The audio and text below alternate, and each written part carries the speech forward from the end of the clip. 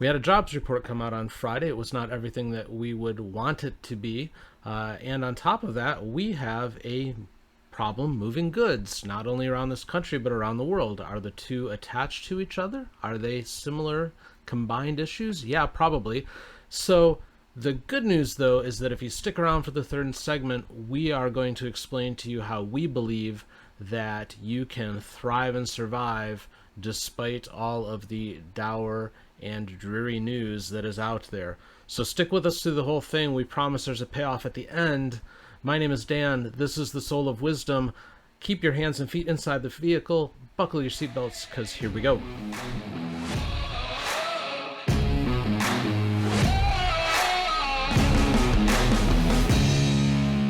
Greetings, greetings, welcome, welcome. This is the Soule of Wisdom.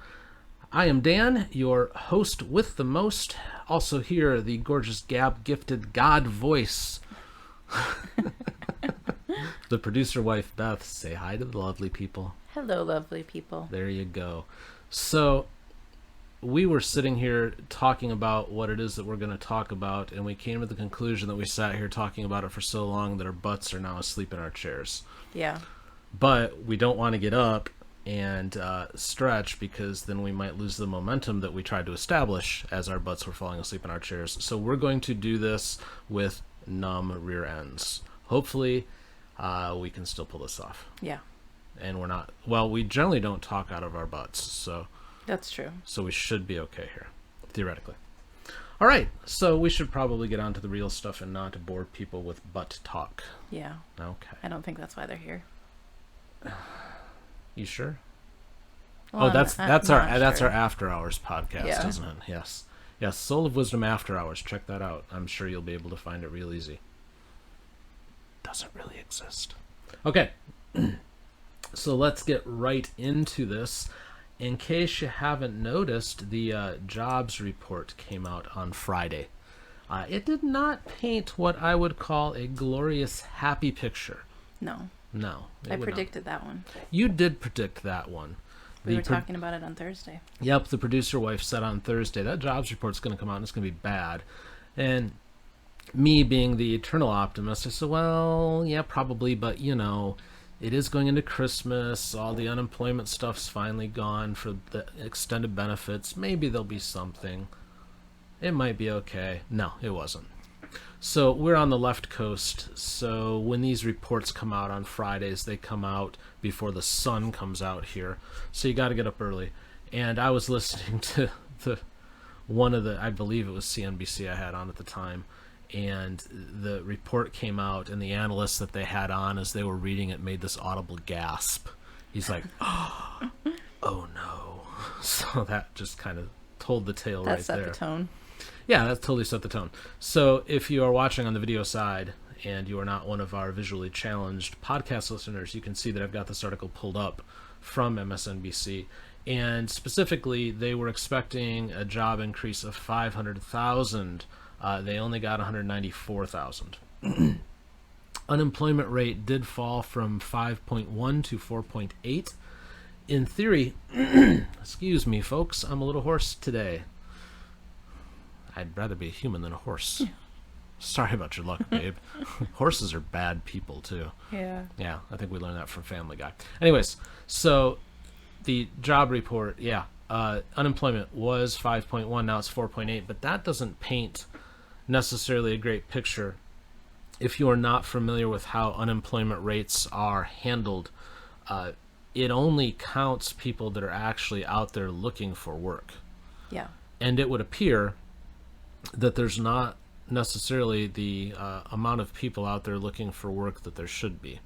Yeah. And we're going to cover that, I think, in a little more detail in the next segment. So stick around for that, because it's a little frightening.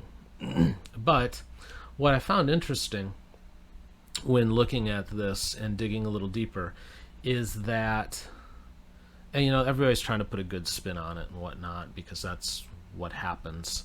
But there it is.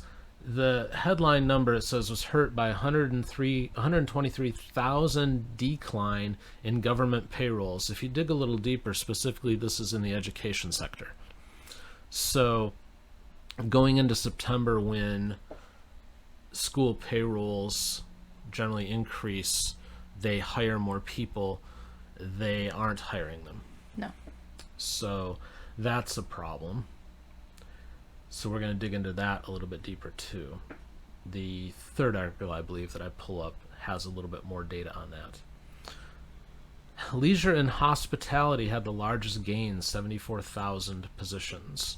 But even that, it was interesting because everybody's saying that we're still in a pandemic and things like that, but it seems like people want to go out and do things. Yeah. While at the same time complaining that we're in a pandemic, so we can't operate as normal. But that sector has the biggest gain. Well, they were talking about, and we talked about it in a previous podcast, but how we were uniquely positioned to be able to help companies like Delta and everything. So if people are starting to fly, that means they're obviously going places. Yeah. No, they are going places. They just... You don't get on a plane just to get back on a plane and come home, generally. No. That's another podcast, though. The 10-step journey. Look for it. We'll do it sometime. No, you're totally right. But it's really interesting, isn't it? People want to get out there and fly and do things, but they don't want to work. So where the hell's the money coming from? Yeah. That's frightening. Again, at some point, House of Cards, I think. But to get back to this here a second, just scanning down through the article again, this is interesting. Unemployment for blacks fell to 7.9 from 8.8, largely due to a drop to 66% from 66.7% in labor force participation rate for males. So 2/3, how I read that is that 2/3, or only 2/3 of the population of adult black males is actually working. That was how I read it too, yeah. 1/3 of them are not working. That is interesting. All sorts of interesting stuff. So another article that they had up, excuse me again. Restaurant wages tick higher, but the industry's labor crunch remains. So this, I got a kick out of this one. You know how, I don't want to get political, but you can't ignore it. It's out there. Like, we don't, all of a sudden we're using terms like birthing people and stuff like that. Mm-hmm. So this article starts out by referencing eating and drinking places. Instead of just saying restaurants. Didn't we used to call those restaurants and bars? Yeah. Yeah. Why are we playing with language? I don't know. Just say what it is. Restaurants and bars. They saw 29,000 new jobs in September. So that was interesting. But then the article goes on to say that for the first time, wages for restaurant workers have officially surpassed the $15 an hour mark on average, according to the Bureau of Labor Statistics. Hourly pay for regional and hospitality, that leisure and hospitality, that area that grew, that I'm not sure why it's growing right now, rose to just under $19 an hour. So that's interesting. They were talking about the Penn Station East Coast Subs. It is a chain. 30% of, or rather all of their restaurants are averaging 30% understaffed. That's significant. Well, it's interesting because here we are saying that restaurant wages are like the highest that they've ever been, but yet they still can't pull in workers. And nobody wants to. Nobody wants to seem to work. Again, I think we'll address that a little more in segment 2, but it's interesting to me. And they're talking about, there's a Starbucks in Buffalo that's seeking to unionize. Yeah, because they're all stressed out because making coffee is hard, I guess. I don't know. Olive Garden and its parent company Darden is testing artificial intelligence to forecast customer traffic so they can take the staffing that they have and better apply it. Well, Olive Garden and Darden already use a lot of computing because you can put in your order and all that stuff right from the table. You don't even need a waitress. That's true. You do not need a server anymore. You can pay, like there's a place to swipe your card and everything. I don't know if that's in all locations, but They're going to get Rosie, that robot from the Jetsons, Yeah, and she's going to be serving. But she could be fun, though, because she had sass. she did. Yeah. She kept George in line. Mm-hmm. So that could be cool. And McDonald's in Chicago is testing automated drive-thrus now. Oh, that's interesting. So I assume you just like pull up and then just pay right there and then go to the window and Rosie hands you your food, I guess. Well, and again, talking about technology and computing in the actual restaurant itself, aren't there a lot of McDonald's that, I mean, I don't frequent McDonald's, but don't they have like iPad kiosks where you don't even have to go up and like order from a person? They do. The last time you had Big Mac fever, I went to get you that Big Mac and satisfy that fever, and I actually paid through one of those kiosks. Oh, did you? And well, I did so because their front counter staff, their staff of one, they only had one person there, was actually too busy talking with the dude making fries to acknowledge my presence. Ah. So I just ended up walking over to the kiosk and paying there, which, was easy enough, but you just remove the registers at that point then. Why are you paying her to talk to the fry guy? Yeah. I don't know. Weird world. Everything's such a dumpster fire right now. I don't know of a better way to put it. So, other article that I found interesting, again from CNBC, they were just a plethora of fun information today. This is a chart of where all of the jobs grew. Now, we're in September, so we're getting ready to ramp up for the Christmas season. We should expect to see gains in things like retail, manufacturing, transportation, things like that. The wholesale trade, perhaps, this stuff is moving around. Yeah. So, again, the biggest gainer was, and again, if you're on the video side, you're able to see this. For those of you visually challenged, listen to my beautiful voice. Leisure and hospitality gained the 74,000. They were the biggest gainer. Professional and business services gained 60,000. That is a very weirdly defined category, and I did a little digging to try to figure out what falls into it, and it's basically like white-collar people that you can't categorize anyplace else. Okay. So random went up 60,000. Okay. We'll just call it random. Random.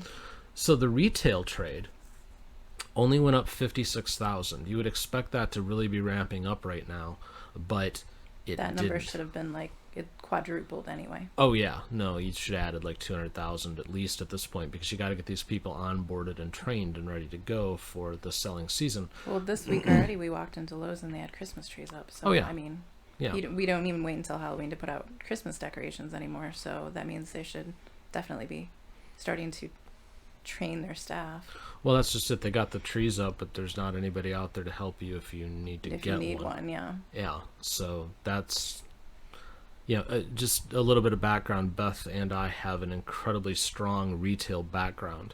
So this is an area where, Decades combined. decades worth. So this is an area where we look at it and we know if something's broken. Yeah. If this is broken, there should be a lot more hiring that's going on at this point in the game. It's October now. They should have been ramping people up in September because you start training them in October to get them ready to go.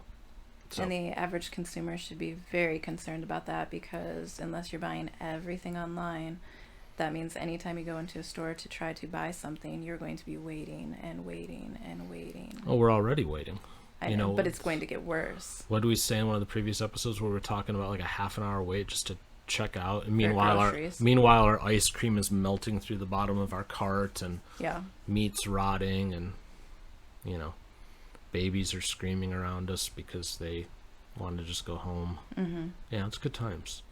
So transportation and warehousing, this is getting the goods to the stores. That only added 47,000. Now, we'll talk about this probably a little more as well in segment 2, but there is a big problem getting goods where they need to go. So that sector needs people. It can't get them. Yeah, even if there's enough people in the retail establishments, if there is not product to sell to the customer, it does not matter. Yep. Manufacturing only added 26,000. That, I got mixed feelings on that number, because mixed feelings only because we don't hardly make anything here anymore. Yeah. It's all coming from overseas. Well, So that number should be higher regardless. But yeah, that number should still be spiking, but I don't expect it to necessarily be near the top. Not the way we're currently structured. If we, finally start bringing some of this stuff home again, then that'll make a difference. The wholesale trades only added 16,000. That's a problem. And not what we're really talking about, but still interesting. Healthcare only added 12,000. But yet we're hearing so much about the damage that the unknown virus of unspecified origin is doing to things like emergency rooms, and yeah. you can't get help. And there was even a story the other day about how the Prez called a hospital to try to get preferential treatment for a friend of his because they were waiting too long. There's just, Well, we've seen, in one of the previous episodes, we talked about the fact that I have migraines. But we've seen, since everything has changed the past, almost 2 years now, how much everything is different, even in a specialist's office. And you would think that specialists would be more immune to those type of changes because it's not an ER type situation. But there have been definite gaps in the amount of employees that we've seen. Oh, yeah. No, it's just that it's not well staffed at all. One of the insights that we actually got from a worker at one of the places that we have to go for your treatments, and that worker shall remain unnamed, they claimed that a lot of what you hear about problems in the medical facilities is actually just a staffing issue, more than a patient influx issue. So, but in the jobs report would seem to bear that out. There's just not enough people. Well, and haven't some of the hospitals also eliminated people because of their inability to play along and get the vaccine? Yeah. So again, that's where some of the movement was. It's not nearly as high as it should have been. And then the government, you see again on the video side, this big bar going left when it should go right of 123,000. And most of that, again, traces back to school employment and a claim that the shortfall may be related to recent reports of difficulty hiring certain positions such as bus driver, food service workers, sub-teachers, often lower wage part-time positions filled by many older workers who may be concerned about infection. There's a whole lot of mights and maybes in that. Yeah. So here's the other scary thing in my mind, which may kind of put a button on all of this. There is clearly not enough progress being made on filling jobs. Again, the hope was that they would have, put 500,000 more people to work, and it wasn't even close. Yeah, it wasn't even half. No, it was not even half, more like a quarter. And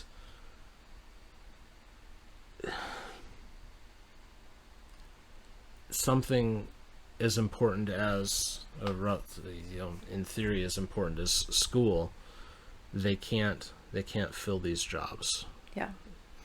So, was I sleeping, and did the rapture come? Did like people just get lifted off the planet? Because, we've got all of these positions that were filled just fine. Now, we definitely have lost people to COVID, but we did not lose enough that suddenly we can't cover these jobs. Yeah. I'm at a loss for words, which probably isn't a good thing on a podcast, but I'm dumbfounded. I'm really dumbfounded that we have these positions that we need to fill. We have an economy that needs to get moving. And at every turn, they can't get enough people to get this done. Well, and the wages are higher than they've ever been in a lot of these industries, too, and they still can't get people. Yes. The wages are higher. They're throwing benefits at them to try and get them in, like when we were talking about Lamar's in a previous episode. It's a donut place that they're, throwing bonuses at people for referrals and bonuses at people if they stay long enough and all this kind of stuff. And still, they can't get it done. Some big companies are even trying to incentivize with childcare. Yeah, incentivize with that. But then it feels like we don't have a handle on the why either, because this is the other thing. As I just read that thing, all the mights and maybes and mays that were in that statement It might be caused by this, it may be caused by that. Well, as we've talked about in other areas, if you don't have a handle on what's going on for whatever it is that you're supposed to have a handle on, then what are you even doing? Yeah. So if the people who are running the show can't even wrap their brain around the why, well, then how do you and I make any sense of it even? I mean, maybe we can make more sense of it than they do. I don't know. Because we're actually at least trying right now to apply our experience and go, this is what should be happening. It's not happening. Let's figure this out. They're just like, well, it could be this, it could be that. No, somebody's got to dig deeper and figure out what it's going to take to get people working again. Because again, I'm pretty sure I didn't sleep through the rapture. There should be enough bodies here to get this done. Yeah. But we can't. So we have more to say on this matter. We're going to shift slightly and kind of talk about what's going on with product supply and shipping, because in case you haven't noticed, if you haven't been to the store lately, the shelves are starting to empty out, which isn't exactly what we're looking for. So we think that's the next place to go with this discussion. Hang tight, enjoy this lovely music, and we will be right back. It goes lights, camera, action when I step into the limelight. Easily adapted to the high life. Dressed to impress like it's prom night. And when you live in top shelf, you gotta set the bar high. Had the same dreams since we was kids. Big trips, big cars, and even bigger cribs. Never thought that it would happen just the way it did. Fast forward that now, it's just the way we live. That's good food and drinks. My mood makes you think that this life's made for a king. The room starts to shake so smooth if you blink, you might just miss the whole thing. It's just a different way to move in the high life. So many different things. Featuring the finest hits, all played commercial free. This is the Soul of Wisdom. You can find us at soulwisdom.com. Questions at Soul Wisdom. Follow us on Twitter at Soul Wisdom. If you want to be on the program today, the number to call is 2. Call us at 2. Yeah. Yeah. Right now somebody's actually hitting 2 on their phone and it's like a speed dial and all of a sudden they're getting Aunt Agnes. Yeah. Yeah. We're not Aunt Agnes, sorry. No. Don't dial 2. Okay. So, we talked about the jobs report in the last segment and how absolutely broken that all was. And now I want to pull up an article from The Atlantic. And it's going to kind of inform the conversation that we will be having here in segment 2. So I'm going to read a little bit to you, dear listeners. This article from The Atlantic is entitled, kind of entitled, The Atlantic probably thinks it's entitled, America is Running Out of Everything. Isn't that the truth? It is. Unfortunately. It says the global supply chain is slowing down at the very moment when Americans are demanding that it go into overdrive. Author writes, is it just me, or does it feel like America's running out of everything? I visited CVS last week to pick up some at-home COVID-19 tests. They've been sold out for a week, an employee told me, so I asked about paper towels. We're out of those too, he said. Try Walgreens. I drove to Walgreens. They had paper towel.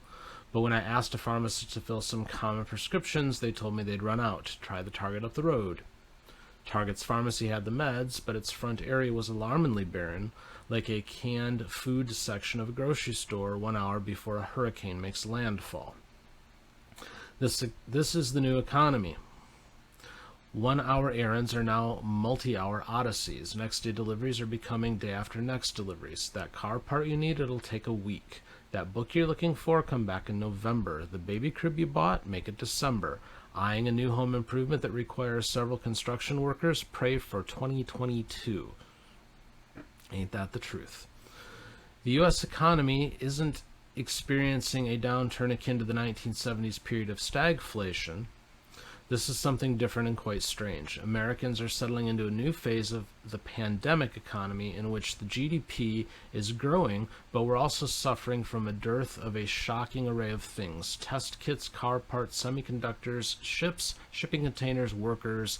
This is the everything shortage.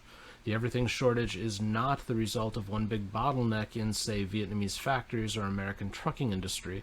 We are running low on supplies of all kinds due to a veritable hydra of bottlenecks.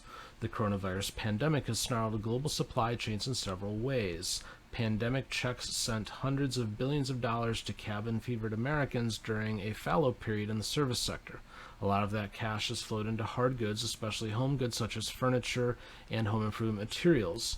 Many of these materials have been imported from or travel through East Asia, but that region is dealing with the Delta variant, which is considerably more deadly than previous iterations of the virus. I'm not going to argue that. I just don't agree. Delta has caused several shutdowns at semiconductor factories across Asia, just as demand for cars and electronics has started to pick up. As a result, these stops along the supply chain are slowing down at the very moment when Americans are demanding that they go into overdrive. The article goes on to talk about other things, like the fact that off of the left coast where we live, there is a line of ships just waiting to be unloaded, and I had read in a different article that they'll wait in that line for as long as 2 weeks. Reserving a container to ship in that would hold 35,000 books, let's say, the article cites, would cost you $2,500. Now it's costing $25,000 because you can't get them. How do you raise the prices in books when all the prices are already printed on the book, by the way? It's a good question. Very carefully. You very gently place a sticker just so to make sure that it's covered up, and I guess that's how you do it. I don't know. Interestingly, another thing they talk about is we have containers that are coming from Asia into the United States, and they're coming in full, these big shipping containers on these ships, but they're taking like 2 weeks to get unloaded. But we're sending containers back to Asia partially full or even empty because we can't get the stuff that we want to send onto those containers fast enough. So that is creating its own problems here. We're not getting our stuff out, and that just becomes a total waste of money if you're not using that space in that container. Yeah. So that becomes a problem. And then it's just sitting around in a warehouse. Exactly. Article goes on to say the Minnesota Trucking Association estimates that the country has a shortage of 60,000 drivers. That's a lot. Which kind of speaks to what we were just saying about how we can't get our goods to these shipping containers, because that's all bottlenecked. So that's all sitting around. There's problems at ports, there's problems with railroads, there's problems with trucking, there's problems with staffing. You know, the article talks about how people are being more picky with the kind of jobs that they will take because they kind of learned through sitting at home for a while that, maybe I don't want to keep doing what I was doing. Maybe I want to do something else. So now everybody's getting picky. USPS is a problem. They are reducing their air transportation. We were already aware of this because shipping is a very big thing of what we do, but they're no longer guaranteeing priority deliveries. It used to be they would say like it's a 2-day delivery or 3-day delivery. They don't even put an estimate on it anymore. It'll get there when it gets there. We actually had a customer who needed to email us some, or not email, they should have, just mail us some stuff because we needed actual physical copies of some data. And that letter took 6 weeks to arrive in our mailbox. And they were in like the middle of the country, so it didn't like have to go far, but it took 6 weeks. So that's a problem. They're not moving goods for us. They talk in this article with toy maker MGA Entertainment, who says, I've been doing this for 43 years and I've never seen it this bad. Everything that can go wrong is going wrong all at the same time. Boy, oh boy, my, oh my. So we have, as we established in the first segment, a problem with jobs. We don't have enough people willing to work. So if we don't have enough people willing to work, what's happening?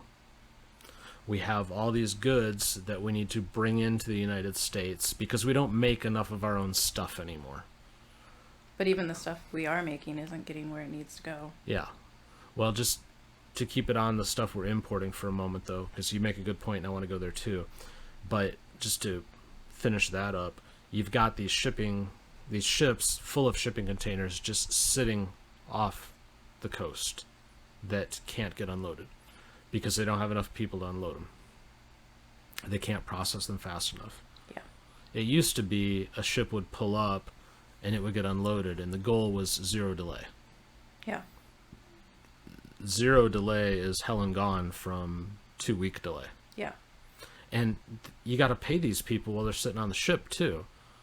You know, the sailors who are on these ships, it's not like they're just going to sit there for no pay. Yeah. It's still their time that's being used, even if they're not doing anything other than making sure the ship doesn't, run Get aground or robbed something. Yeah. Yeah. So that's a waste. And then we turn around because we can't get our goods and we send out these empty shipping containers. That's a waste.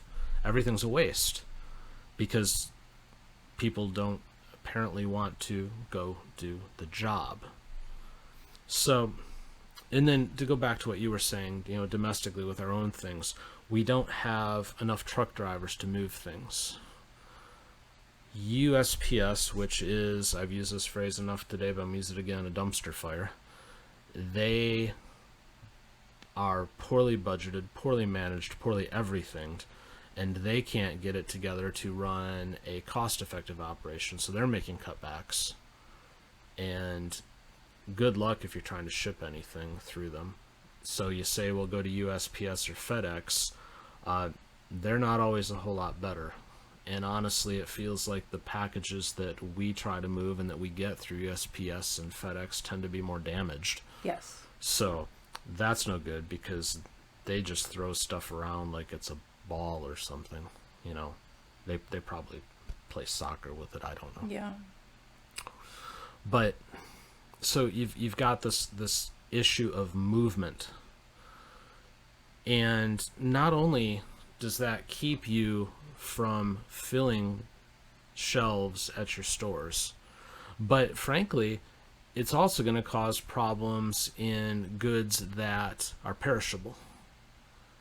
I had read a article a while back, and I'm going to paraphrase it, and I can't quote the exact article because I don't remember where I heard it from, but they were talking about cattle and the need to move them through processing so that we can have the meat in the market. Mm-hmm. And they are so far behind, again, because of labor issues, that if you're an independent farmer or just somebody who owns a few cows and you want to go ahead and take one of your cows to be processed for meat just for your family, the wait is almost 9 months now. That's insane. So, you gotta make this appointment ahead of time just to take Bessie to turn her into meat. Unless you have the skill yourself, which, most people don't anymore. My father was a meat cutter, and that's like a dying thing now. It's also automated. So, this is unfortunately just an absolute disaster, because if you can't move goods through the system, if you create these bottlenecks, everything backs up and just gets worse and worse and worse behind wherever that bottleneck is. Things go bad, things go stale, things aren't good anymore, or you get to the point where it's just out of season and it's not needed. How much of the stuff on these shipping containers, for example, is let's say holiday decorations like Christmas trees. Yeah. Okay. But by the time they get here, at the rate we're going, it's going to be like March. Yeah. Are we going to do Christmas in March? Do we just delay it? Is that the answer? Maybe. Just push it back. Let's just call this next 4 months. We'll call it Thursday. And it'll be just a big long Thursday. Yeah. Or maybe Wednesday and be like this huge hump day that everybody hates. I don't know.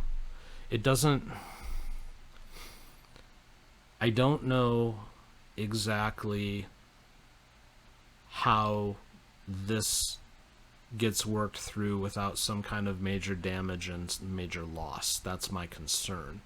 Or major reform, at least. Well, there's going to have to be major reform, yeah, but I think there's going to be damage that's very bad before we get there. if you want a visual for this, if you ever seen the movie Hancock, at the beginning, the Will Smith character, the broken superhero, this dude's about to get struck by a train, right? So, Hancock like uses his powers to stop this train, and he stops it dead in his tracks, and the entire train behind that lead car just piles up into this big rubble, and things go flying everywhere and everything else. So the dude's life is saved, but there's like millions upon millions of dollars in damage, and the entire area is just destroyed. That's kind of what this is. Yeah. They put the brakes on everything back when the unspecified virus of unknown origin came to us, and then it created all of this backup that just comes crashing. If you're going to have this kind of global economy, if you're going to rely on this movement of goods, not only just across the country, but across the planet, if you just suddenly stop that, it's not just as easy as starting it back up again. No. As we can see right now. No. It doesn't work.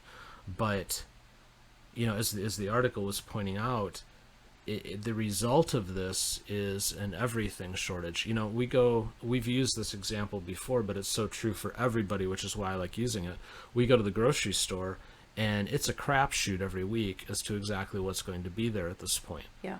We go there with kind of a list, but luckily we're really good at cooking and stuff, so we can kind of adapt and make changes and whatnot. But you just never know what you're going to see. Yeah. And they can put stuff in an ad, but that's a crapshoot for them too, because they just don't know if they're going to actually have the product when it comes time for that ad to be active. Well, the cereal aisle we walked by in the grocery store the last time we were there, and that was just decimated. Oh yeah. No, it's the only thing left was the things that nobody wanted, or the things that were really high priced to begin with. Yeah. That was the last. Yeah. The tiny little boxes that are like $5.99. Yeah, the mainstream product though, it's gone. It's absolutely gone, and prices are up, so you're paying more when you can find it.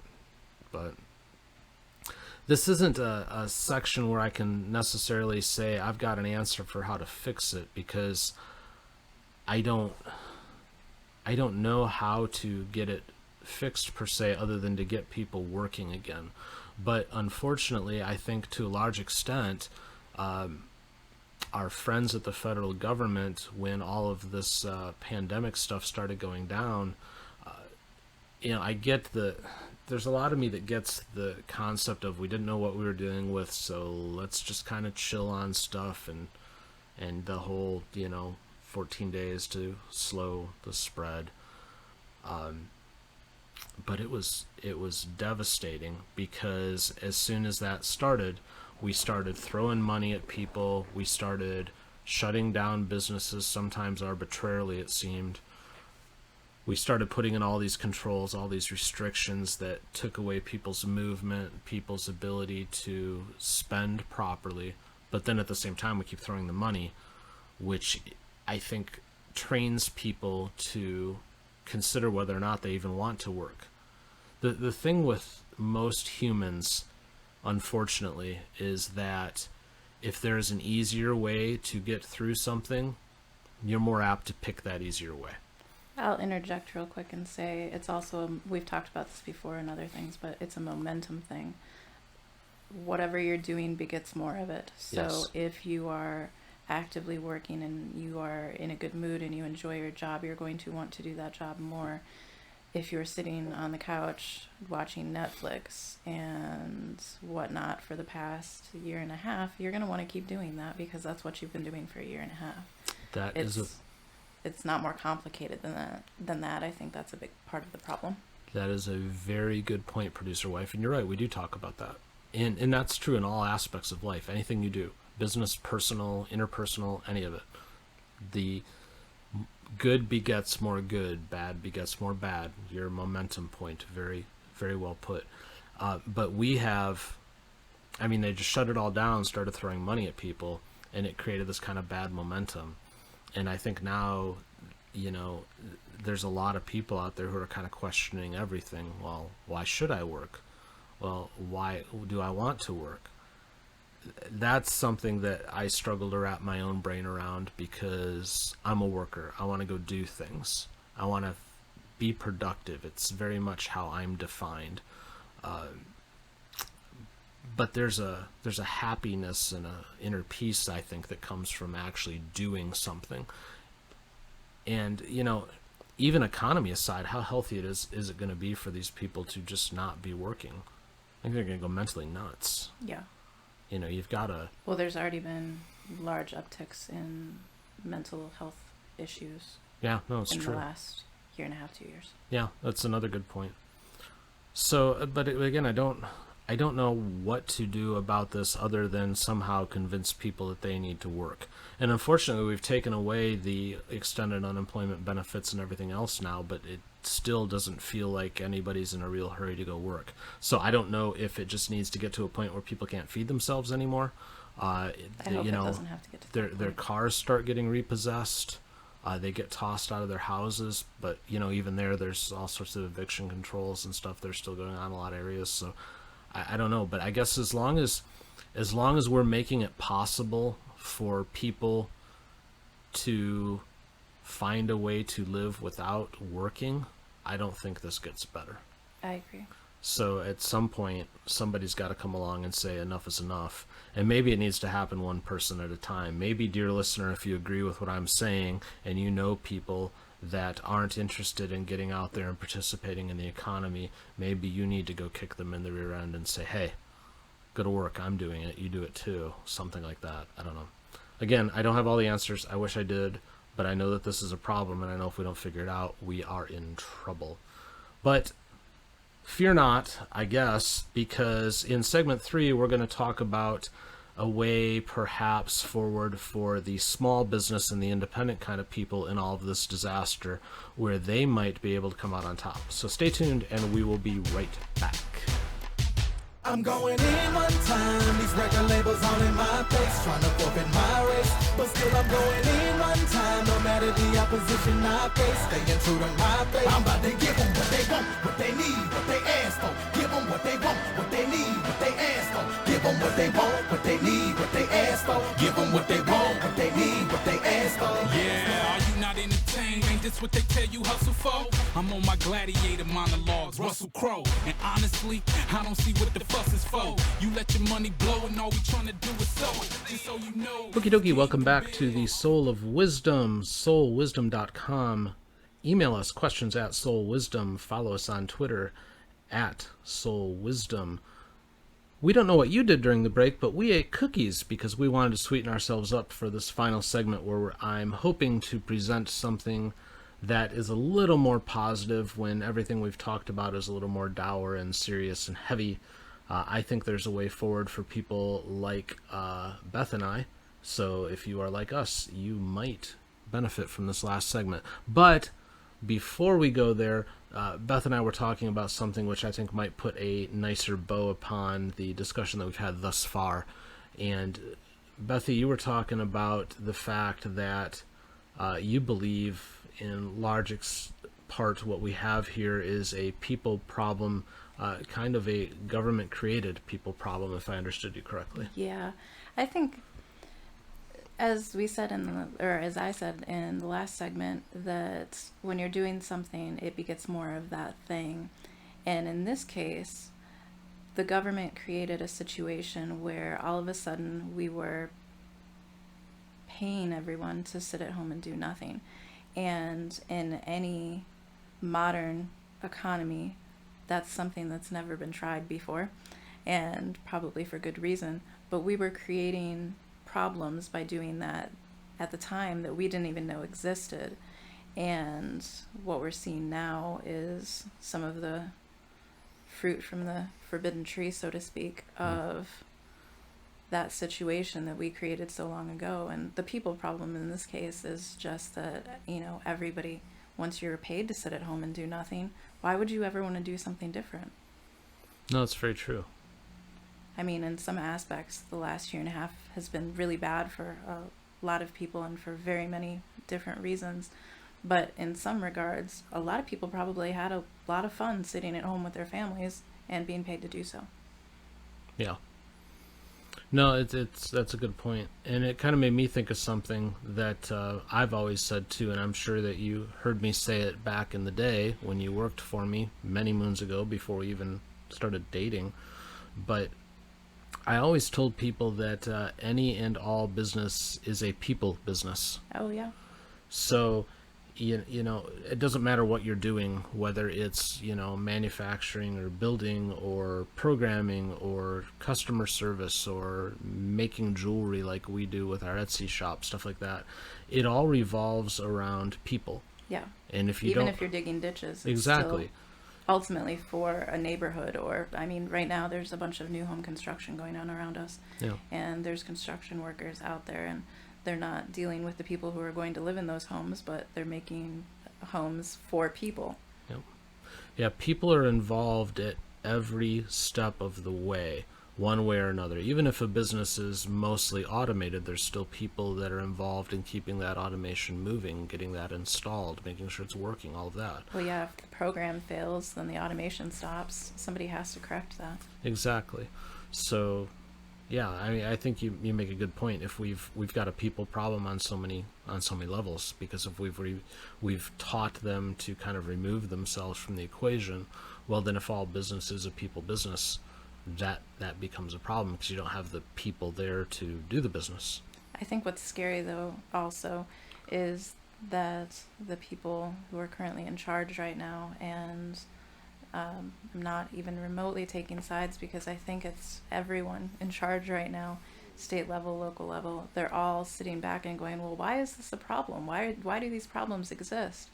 And, you know, even in the jobs report and a couple segments ago that we discussed, there were a lot of mights and maybes and everything else, and they can't just figure out some of the basic problems that are causing these situations. And that's kind of scary when they can't see the forest for the trees. Yeah. No, it really is. I don't know.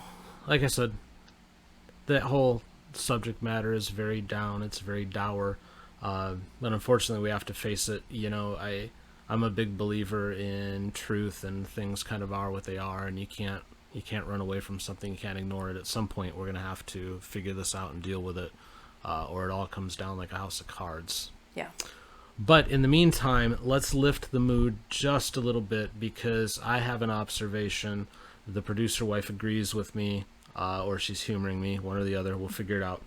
But I honestly think there is, going into this holiday season, an opportunity based on everything that's going on for people who do things like we do, where we do handmade artwork. We do jewelry, painting, stuff like that. We also have kind of a retail business that we run where we're getting things at like wholesale prices and passing them on, and our product always changes, but we have, you know, we have some things that people aren't necessarily going to be able to find elsewhere. Yeah. So we are small, we are independent. At some point, hopefully soon, we'll be independently wealthy. We're working on that. But here's the thing. So we talked about, you know, businesses not being able to get workers in, and they're struggling with that. They're struggling to get the product on the Yes, shelves. we're talking about supply issues. We can't move stuff through the chain, so it's not getting onto the shelves. Well, what that's going to mean here very quickly is, as we get deeper and deeper into the holiday season and people want to get stuff to give gifts to celebrate the season, they're going to struggle to find what they want. Yes.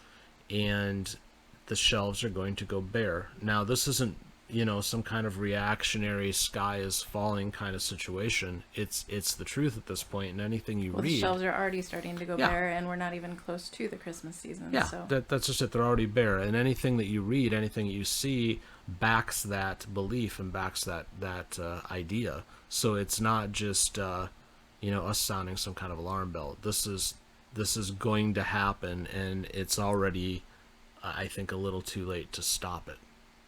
But if you are people like us, where we have some kind of special handmade product, if you are a small shop that runs in some little corner store of a quaint little town where you've got stuff that's brought in on consignment, If you are some kind of husband and wife team that does catering, for example, for families who do parties and things like that, anything that is small but has the ability to serve a customer, I think you're going to thrive here in the next 3 months. I really do. Because, again, what's going to happen is these people are going to go into the larger businesses, the larger establishments to try to get what they want, and they're not going to be able to. Do you think you're going to go to any kind of larger establishment and try to get them to cater something for you? They can't get the workers to do it. Yeah. But, John and Betty, who like to cater things on the weekends from time to time between their other jobs, I think they'll get the work because it's just them doing it, and they'll be adaptive to what supplies are available to them at the local markets and stores, and they'll find a way to get it done because they're not handcuffed, they're not constrained by the rules and the procedures and the everything else that the bigger companies are going to have. Custom cakes, a big one. Yeah. Things like any type of baked goods.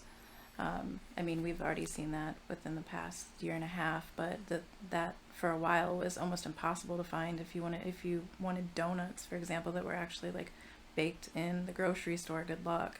There was a long period of time where you couldn't find any of that, but that creates a very good opportunity for any type of small business that does baking. Exactly. Obviously. Exactly. To tie it in kind of to what we do, again, we make jewelry. You might not be able to find that brand new dress that your wife wanted, or that brand new whatever. Purse or... Yeah, but you know what? You can go to people like us and you can find something that's real cool, that's handmade and probably has more meaning, and that's your gift. Yeah. So I think that as long as you order it soon enough, the post office has time to deliver it. Well, that's gonna be the trick, to be sure. There's still gonna be challenges, but I guess my point is that I feel like people who are smaller, who are more agile and can adapt better to what's available to them, have the ability going into this season to make bank. Yes. I really do. If you're willing to get out there and work for it, it's not going to come to you. So if you own some kind of a business, you've got to get out there and hoof it. You've got to go out there and push. You got to market yourself, be emailing your customer base, be advertising, be going door to door with flyers, whatever it is you need to do to get your name out there. But I think if you do, I think it will benefit you right now. Because again, the larger companies, they don't have the goods, and they're too big to adapt. I used this analogy with our son. I forget what we were talking about the other day, but I asked him which is easier to turn as it's going towards the iceberg, the Titanic or a small speedboat. Yeah. Well, we know the answer to that because one of them's lying at the bottom of the Atlantic. Yes. If you are so big, you can't make changes real fast. But for us, for example, if for some reason we can't get some kind of colors or something that we put into our resin for our jewelry, we'll just go get other colors. Yeah. Whatever. Or we'll start working more with wood. Or, we've been creative in creating our own colors too. Yeah, we'll mix. We don't care. We're nimble. We can adapt. So if, again, I think for every door that closes, another one opens, as they say. And this might be a door that's opening for, again, smaller, more nimble establishments like what we do, like what so many of you who are listening probably do. So if you're in that position, I would keep your head held high and know that there's a chance for you to really do something. And if you aren't in a position where you're working in a place where you're small and you're nimble, but you have some kind of skills, I would look at trying to find ways to take advantage of those now. Do something independent, do something on your own. If you are at all an artist, we actually have a Teachable that you can find at soulofwisdom.com that can help you build out the business side of the art that you do, for example. So, there's an opportunity here. I really believe that, and that is perhaps the silver lining.